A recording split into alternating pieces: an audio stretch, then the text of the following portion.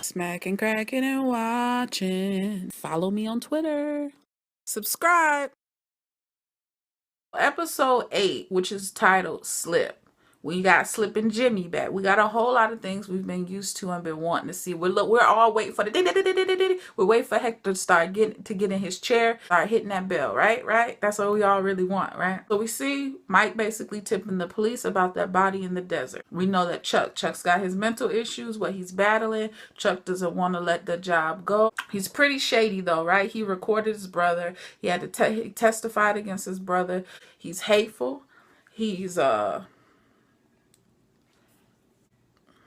spiteful. He just doesn't really want to see Jimmy do well at the end of the day. And no matter how much he hates on his brother, Jimmy is always there for him, right? Like, how much more does the man have to do? And you're just going to record him. It's pretty bogus.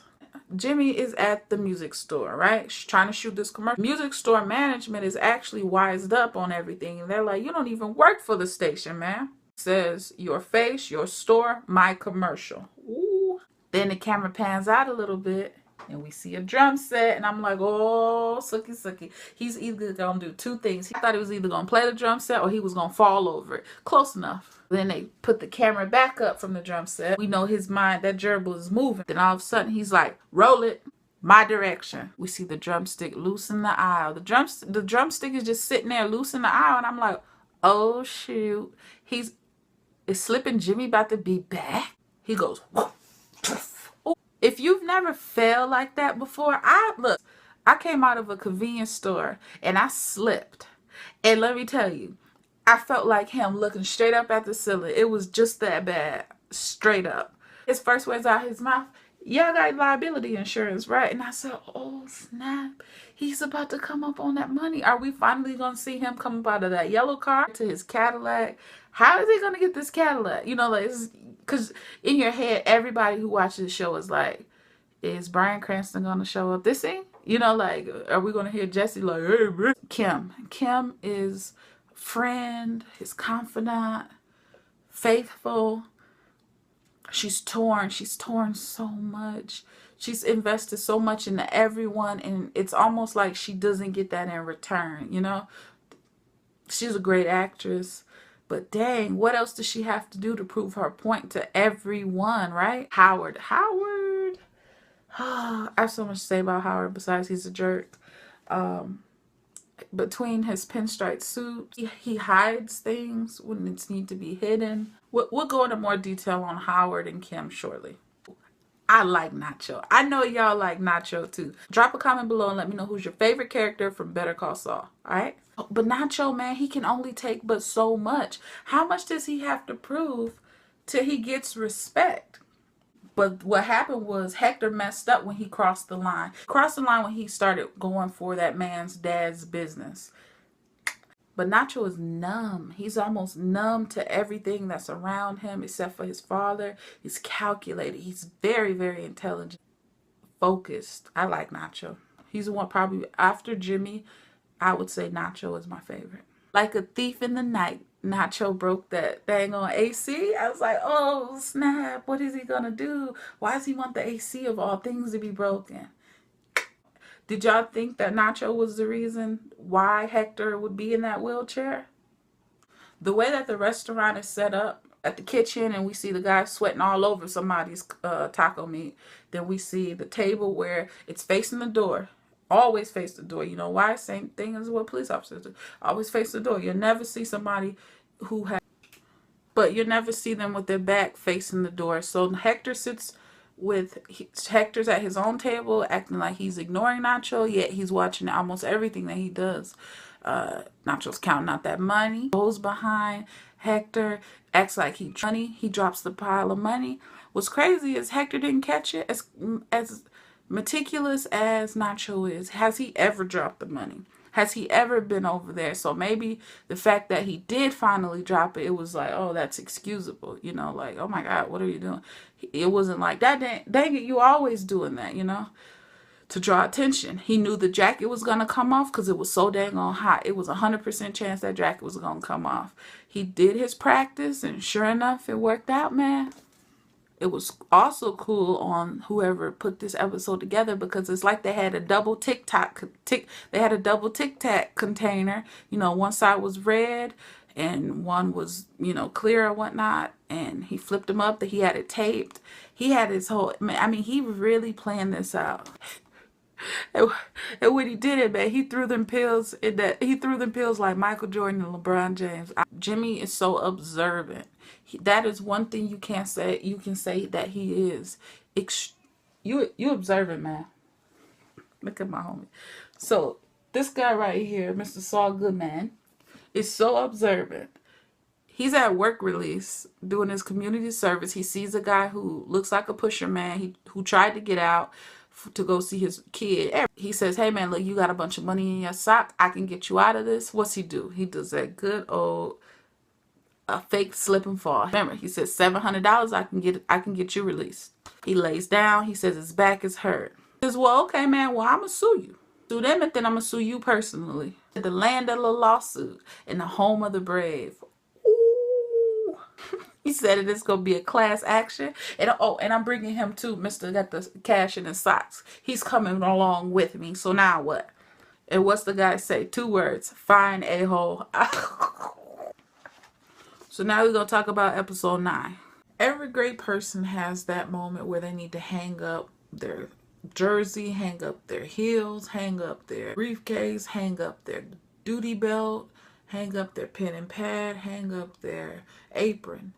You have to bow out gracefully after, you know, whatever point that is just like, you know what, is it worth it? In your on-duty retirement, you know what I mean? On-shift retirement.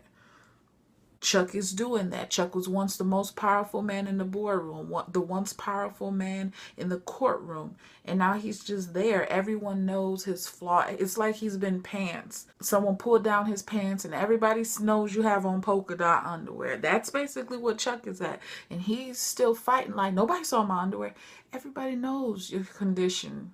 Drop a comment below if y'all think that's a real condition, or you think he was fluffing, or just what do you believe as far as how he feels about electricity. Howard said it best, man. Howard said, hang up your spurs, referring to him like he was once, you know, that rugged cowboy out there doing his thing. Now it's time to hang it up, man. Just bow out gracefully. He's like, man, I'm normal. So my question to you fans, because we're all fans of this guy, what is normal? Like I said, Chuck said, I'm normal, man. Look at me. I'm touching lights. I'm in here. You don't have to do anything. It's fine.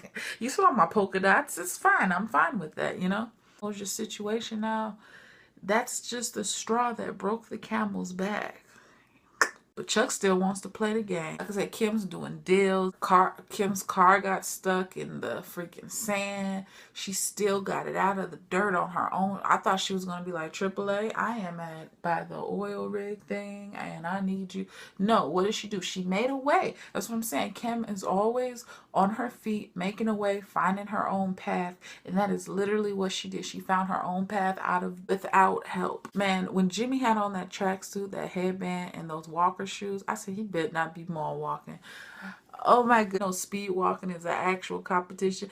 After y'all finish this video, y'all better subscribe, hit like, comment, and then YouTube a video of speed walkers. They are getting it. I mean, it's got its own culture, believe me. But so he was with the mall walkers trying to figure out how is he gonna get this million. He needs that cut.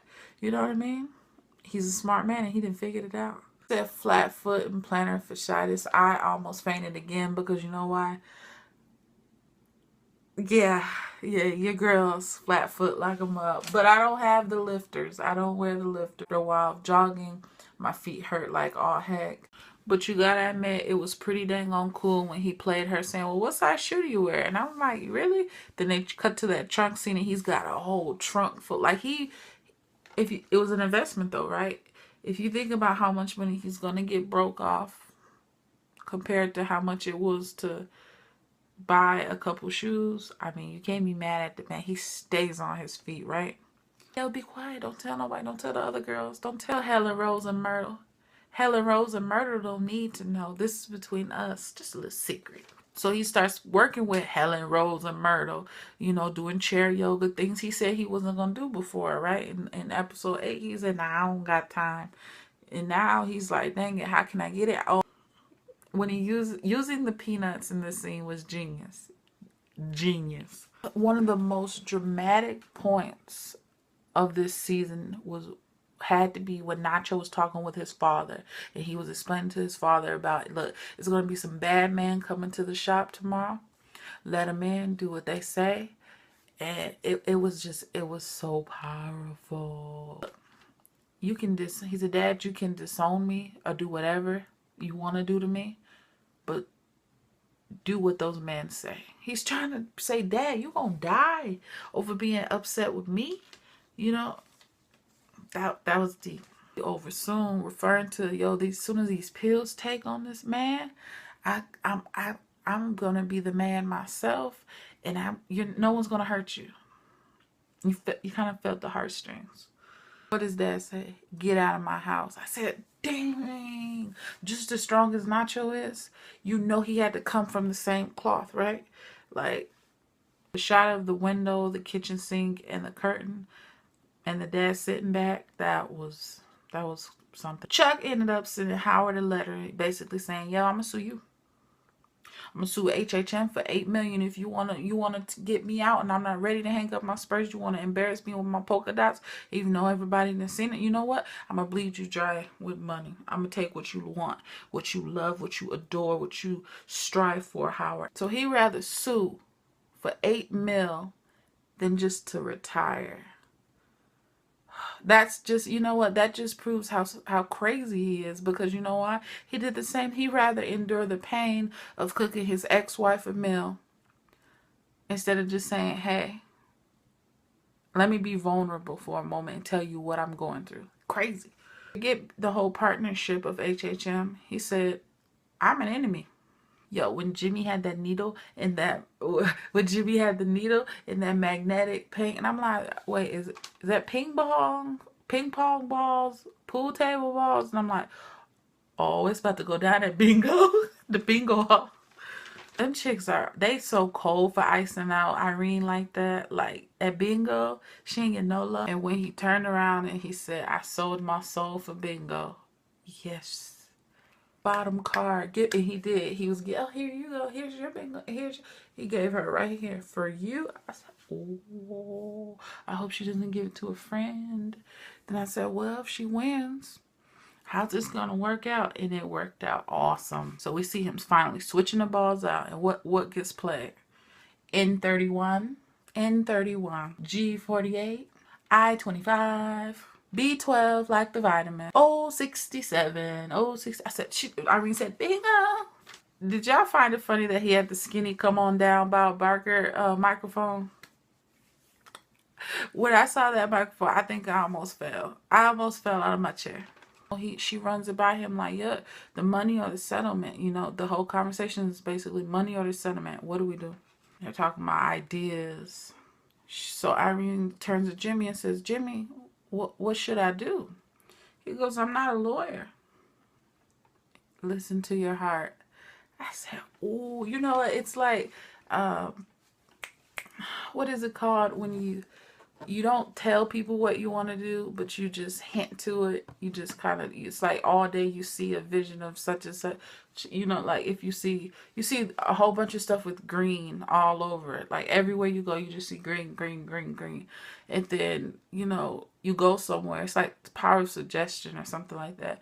You go somewhere else and someone finally, maybe at midnight that night, they say something like, well, choose a color, any color. Chances are you're going to say, give me green, just because it's been suggested to you so much in I guess involuntarily. What is that called? What am I trying to say? Drop a comment below what I'm trying to say. It's late. I felt like when I saw Kim, do y'all remember that show Mad TV? And do you remember the Java guy? His name was Steve the Java Man. When I was a kid, Steve the Java Man was so funny to me because he'd be like, like he was so hyper. He was so... Right after this video, when y'all watch whatever I ask y'all to watch it, make sure y'all look up Steve the Java Man for Mad TV. Because that's how Kim was acting. She was wired on coffee. I was like, yo, she's going to crash. There's no way you're not going to make it to that meeting, boo-boo. And Jimmy came in, wanted to celebrate. She couldn't. He knows that money bag is coming. And that's sad that when that traffic accident happened, man, she was chilling. What is that? A Mitsubishi Eclipse she was in? Blink of an eye. I bet that car stank because when an airbag deploys, it smells horrible. It just smells horrible. Face, all of this is raccooned. She's bloody. Papers everywhere. That shot was gorgeous though. The two random pieces of paper that just floated. And I'm like, everything she worked for so hard, you know? Like, but she doesn't understand that Jimmy got something on the back burner to put you right before this finale. You know what I mean? Like, they left us feeling like, okay, what's going to happen with her? What's going to happen with Chuck? Did they get renewed yet for next season? Somebody let me know. I think Better Call Saul is a great show. It's got a whole lot of potential. Obviously, it was an awesome spinoff because he was such a great character in Breaking Bad. I wish they could do something with Jesse because Jesse was the man too. 7 seasons in the movie? Something like that. They should make a Breaking Bad movie, right? Everybody would go support it. What was your favorite scene of Breaking Bad? One of my favorite scenes would have to be when Bill Burr and Lavelle Crawford laid on the money just to see what it felt like to lay on it. I just saying I like that. See y'all Monday. I will make a review. I have another show to review Monday. I will have it to y'all. Please support the channel. I appreciate it. Subscribe, like, comment.